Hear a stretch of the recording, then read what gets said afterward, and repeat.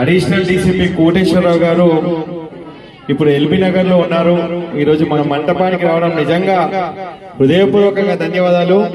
మీకు ఒక విషయం చెప్పాలి వారి గురించి. 2011 సంవత్సరంలో నా బ్రెయిన్ హ్యామరేజ్ అయింది.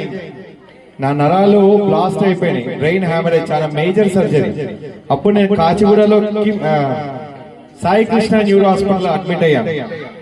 నన్ను ఇక్కడ నుంచి హాస్పిటల్ తీసుకుపోయారు అంబులెన్స్ లో.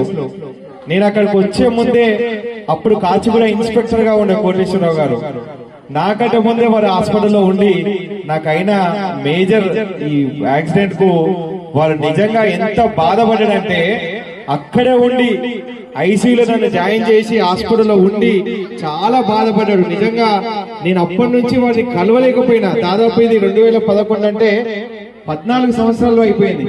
14 సంవత్సరాల తర్వాత సార్ని ఈ రోజు ఇక్కడికి కలవడము చాలా సంతోషంగా ఉంది.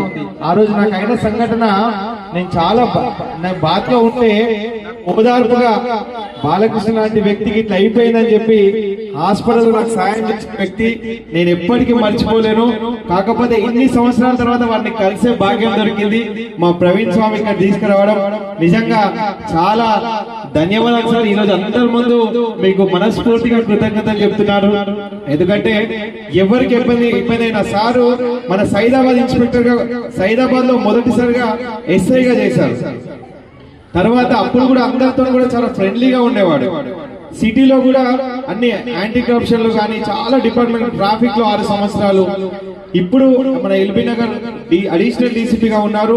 ఇక్కడికి రావడం చాలా చాలా సంతోషం సార్. మీరు మమ్మల్ని ఉద్దేశం 2 నిమిషాలు మా కాలనీ వాసుల ఉద్దేశం మాట్లాడవలసిందిగా కోరుతున్నాను.